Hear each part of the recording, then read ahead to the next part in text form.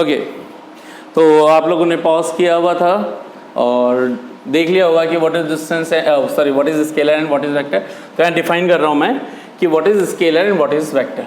So any physical quantity can be classified into two categories. One type of physical quantities are scalar physical quantities and another type of quantities are categorized under vector quantities. So what is the difference between scalar and vectors? So those physical quantities which are having only magnitude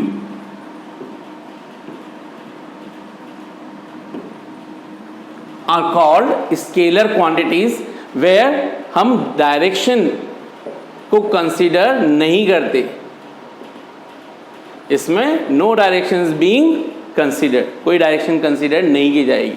जबकि जो इस vector quantities हैं what are they, having both magnitude as well as direction. यानी कि एक तरह से मैं बोल दूं मैग्नीट्यूड के साथ डायरेक्शन या किसी स्केलर क्वांटिटी के साथ, स्केलर क्वांटिटी नहीं बोलना चाहिए, मैग्नीट्यूड के साथ डायरेक्शन अगर इन्वॉल्वमेंट की डायरेक्शन की भी ज़रूरत हो तो ऐसी क्वांटिटी को क्या बोला जाएगा, वेक्टर। फॉर एग्जांपल मैंने कहा कि वो देखो गाड़ी जा रही है, उसकी स्पीड कितनी है 10 मीटर पर सेकेंड से, तो ठीक है जा रही है। किसी को ये नहीं जानना था कि कहाँ जा रही है, किधर से आई, किस रास्ते से जाएगी, किस डायरेक्शन में जाएगी। कोई कहते अभी वो गाड़ी जा रही है, बता कितने से चल रही है और किस डायरेक्शन में जा रही है। तो अब यहाँ पे दोनों चीज़ इंपॉर्टेंट हो गई, क्या स्पीड भी इंपॉर्टेंट हो गया, यानी कि उसकी आपको वैल्यू भी बतानी है और साथ में उसकी डायरेक्शन। तो कोई भी दो चीज़ जिसके पास उसकी मैग्नीट्यूड भी हो और डायरेक्शन भी हो, उसको हम कैसे क्वांटिटी बोलेंगे, वेक्टर क्वांटिटी। कहने का मतलब, अच्छा एक वर्ड आ गया है मैग्नीट्यूड। मैग्नीट्यूड से बहुत से बच्चे हमेशा कंफ्यूज रहते हैं, क्योंकि मैग्नीट्यूड का मतलब बड़ा simple, magnitude means numerical value with unit, simple. जैसे मैंने बोला 5 metre, distance is equal to 5 metre, तो 5 यूनिट और मीटर। लेकिन अगर मैंने बोल दिया 5 मीटर टुवर्ड्स नॉर्थ, तो मैंने यहां पर क्या बोल दिया, 5 और मीटर, 5 तो न्यूमेरिकल वैल्यू हो गई, मीटर इसकी यूनिट हो गई, तो ये तो कहलाएगा इसका मैग्नीट्यूड और ये कहलाई इसकी डायरेक्शन। तो अगर मैग्नीट्यूड और डायरेक्शन दोनों बतानी जरूरी है तो ये कहलाया हमारा डिस्प्लेसमेंट और ये कहलाई हमारी सिंपली डिस्टेंस। तो जब हम बात कर रहे हैं सिर्फ जिसमें डायरेक्शन को कंसीडर नहीं करना कि नॉर्थ में जा रहा है, साउथ में जा रहा है, बाहर में जा रहा है, कोई मतलब नहीं है। डिस्टेंस इज, तो वो चीज़ क्या कहलाएगी जहाँ पे सिर्फ मैग्नीट्यूड हो, स्केलर क्वांटिटी। तो डिस्टेंस स्केलर क्वांटिटी है। जहाँ पे आपको किधर जा रहा है इंपॉर्टेंट है, हाँ भाई जैसे घर में पूछ लिया भाई कहाँ जा कर रहा है, तुम तो कह रहे हो बाहर जा रहा हूँ, बाहर कहाँ जा रहे हो, डायरेक्शन बतानी पड़ेगी, vector quantity. Got it? So displacement is a vector quantity. ठीक, सो इन दोनों में डिफरेंस समझ में आ जाना चाहिए। बहुत सारी क्वांटिटीज स्केलर वेक्टर होती है, मैं कुछ एग्जांपल्स आपके लिए लिख देता हूँ। सो सिंपली वापस लिख देता हूँ यहाँ पे, वो केवल point wise. Scalar only having only magnitude, magnitude बोले तो numerical value with unit. Vector having both magnitude plus direction.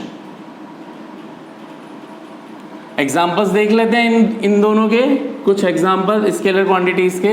तो example, mass, length, time,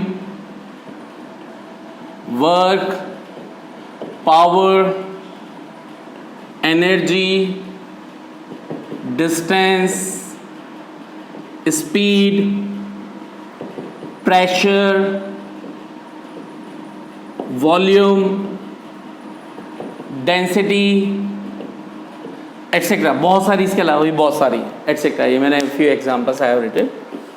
so here vector quantities के एग्जांपल्स क्या क्या बोल सकते हैं हम?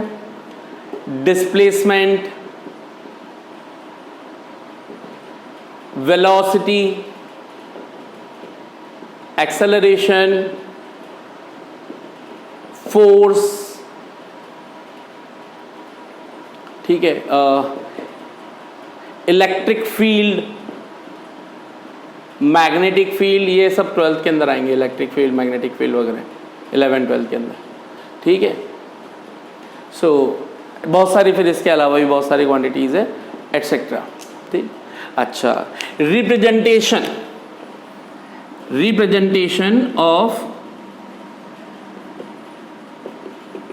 Of vector and scalar quantities. तो जनरली स्केलर क्वांटिटीज़ तो उनके सिंबल के थ्रू रिप्रेजेंट कर दी जाती है, जैसे मास के लिए सिंबल हो जाएगा m, लेंथ के लिए सिंपली l, t के लिए टाइम, वर्क के लिए w, पावर के लिए कैपिटल P, एनर्जी के लिए E, डिस्टेंस के लिए d, स्पीड के लिए स्मॉल v, प्रेशर के लिए Vp। अच्छा, बहुत से सिंबल के लेटर्स सेम रहते हैं, बहुत से फिजिकल क्वांटिटीज़ के, पावर के लिए प्रेशर, लेकिन जिस टाइम जैसी क्वांटिटी आती है उसके लिए वैसा सिंबल, ठीक है। जैसे बहुत सौ के नाम, बहुत से बच्चों के अलग अलग बच्चों के दो के नाम सेम हो सकते हैं, ऐसी लेटर्स लिमिटेड है लेकिन क्वांटिटीज बहुत ज़्यादा है, इसलिए बहुत सारी क्वांटिटीज ऐसी हैं जिनके सिंबल सेम है, प्रेशर का, पावर का। लीनियर मोमेंटम, तो वो लीनियर मोमेंटम किसके अंदर आ जाएगा, इधर आ जाएगा, वो लीनियर मोमेंटम, उसका सिंबल स्मॉल p, वेक्टर। अभी वेक्टर बता दें। तो वेक्टर को रिप्रेजेंट कैसे करेंगे, वेक्टर को रिप्रेजेंट करने के लिए जो भी उसका सिंबल होगा उसके ऊपर एक एरो लगा देंगे ऐसे। फॉर एग्जाम्पल, अगर मुझे लिखना है डिस्प्लेसमेंट, तो वेक्टर फॉर्म में डिस्प्लेसमेंट को कैसे लिखूंगा, डिस्प्लेसमेंट का सिंबल तो है s, वेक्टर क्वांटिटी शो करने के लिए इसके ऊपर एक एरो, तो ये लगा दिया मैंने एक एरो, तो ये बन गया मेरा डिस्प्लेसमेंट। ठीक इसी तरह से अगर मेरे को बनाना है वेलोसिटी, तो स्पीड और वेलोसिटी दोनों का सिंबल v होता है, डिफरेंस करने के लिए v के ऊपर एक वेक्टर लगा दिया। फिर ठीक इसी तरह से वेलोसिटी के बाद लेट अस सपोज फोर्स के लिए कैपिटल F वेक्टर, ठीक। एक्सेलरेशन का सिंबल स्मॉल a और उस पर लगा दिया एक वेक्टर, ठीक है। Linear momentum, small p vector. So this is the representation. Books के अंदर जो मिलेगा आपको, तो बुक्स के अंदर बार बार वेक्टर लगाना, क्योंकि प्रिंटिंग के अंदर बार बार वो टाइपराइटर जो होते हैं वो लिखते हैं, तो उनके लिए बड़ी परेशानी वाली होती है। तो बुक्स के अंदर वेक्टर्स को रिप्रेजेंट किया जाता है बोल्ड लेटर्स से, यानी कि स्केलर को तो लिखेंगे सिंपली ऐसे s, वेक्टर फॉर्म में लिखना है तो उसी को बोल्ड लेटर कर देंगे, ये ऐसे। सो बोल्ड लेटर्स, सो प्रिंटिंग के लिए बोल्ड लेटर्स की फॉर्म के अंदर कर देंगे। हम प्रेफर क्या करते हैं, हमारे लिए ज़्यादा इजी क्या है, वेक्टर लगा करके लिखना, यानी कि ऊपर लगा के लिखना, ठीक। बाकी बहुत डिटेल में ये चैप्टर होता है 11th के, उस टाइम पे पढ़ेंगे। ये कुछ एक्स्ट्रा चीज़ें थी जो मैंने अभी आप लोगों को बता दी। हाँ भाई, यहाँ तक सब कुछ क्लियर है। अब लास्ट इसमें हम देख लेते हैं कि तो डिफरेंसेस क्या क्या हो गए यहाँ पर। तो अभी समझ में आई क्या होगा, डिस्टेंस स्केलर क्वांटिटी है जबकि डिस्प्लेसमेंट वेक्टर क्वांटिटी है, ठीक। अच्छा, तो डिस्टेंस में केवल मैग्नीट्यूड का मतलब ये सिर्फ एक वैल्यू देगा, यहाँ प्लस और माइनस का कोई मतलब नहीं है। जबकि वेक्टर होते ही डायरेक्शन आ गई, डायरेक्शन आते ही पॉजिटिव और नेगेटिव आ गए। क्यों आ गए, अगर एक्स एक्सिस मैंने ले रखी है, ये 0 से इधर चल रहा है, तो सभी हम क्या बोलते हैं, 1 metre, 2 metre, 3 metre, 4 metre, 5 metre. जबकि 0 के इधर क्या लिखते हैं, -1 मीटर, -2 मीटर, -3 मीटर, -4 मीटर। यानी कि ये क्या बता रहे हैं कि हम बोल रहे हैं एक पॉजिटिव एक्स एक्सिस की तरफ चल रहा है और एक नेगेटिव एक्स एक्सिस की। तो पॉजिटिव और नेगेटिव एक्स एक्सिस क्या बता रहे हैं कि एक डायरेक्शन है। पॉजिटिव एक्सिस का मतलब आपको लेफ्ट टू राइट चलना है, नेगेटिव एक्सिस का मतलब राइट टू लेफ्ट चलना है आप, ठीक है, लेफ्ट टू राइट और राइट टू लेफ्ट चलना है। तो पॉजिटिव और नेगेटिव ये सब चीजें किसके अंदर आएंगी, वेक्टर्स के अंदर। जबकि स्केलर्स में आपकी सारी क्वांटिटी हमेशा क्या रहेंगी, पॉजिटिव। सो अब यहाँ पे डिफरेंस देख लेते हैं, जो कुछ मैंने लिखा उसके बेस पर let us see what is the difference between these two quantities, distance and displacement.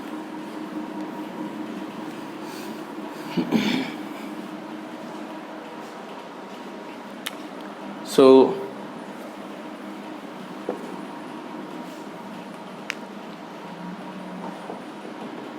Difference between, भाई मैं शॉर्ट में लिख देता हूँ BW, between distance and displacement. So let us see what is the difference between distance and displacement. Alright, so let us make the column one side distance and another side displacement. तो जो भी main 2-3 difference है वही लिखेंगे. First, distance is a scalar quantity while displacement is a vector quantity. It has, अब इस आप चाहो तो इसको अलग से लिखो, चाहो तो इसी में लिख सकते हो. स्केलर का मतलब अलग से लिख दो या फिर एक ही पॉइंट में कवर हो जाएगा. Has only magnitude, has both magnitude as well as direction.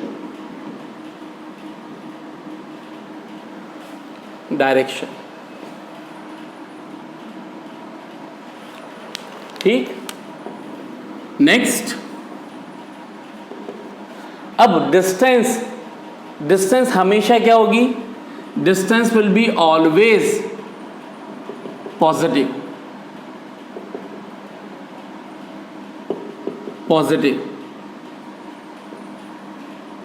During motion. अगर कोई ऑब्जेक्ट मोशन में था तो जो उसने पावर ट्रेवल किया वो हमेशा आंसर पॉजिटिव में आएगा compulsory. While displacement can be positive, negative as well as zero. Positive भी हो सकती है, नेगेटिव भी हो सकती है और ज़ीरो भी हो सकती है. अभी देखते हैं इसको कैसे. And next, fourth, distance will B always greater than to displacement or max to mass it can be equal to, while displacement, इसका मतलब इसका उल्टा, displacement always be less than equal to distance. कभी भी डिस्टेंस से ज़्यादा नहीं हो सकता क्योंकि हमने डिस्प्लेसमेंट को क्या बोला? Shortest distance. तो डिस्टेंस जिस टाइम शॉर्ट है उस टाइम डिस्टेंस को हमने डिस्प्लेसमेंट, इसका मतलब डिस्टेंस जिस टाइम ज़्यादा है तो वो तो डिस्प्लेसमेंट हो ही नहीं सकता. तो distance will be always greater than to displacement. ठीक है. So these are the few differences which you need to know. इसके कुछ एग्जांपल्स देखते हैं नेक्स्ट क्लास के अंदर. ठीक है. ओके.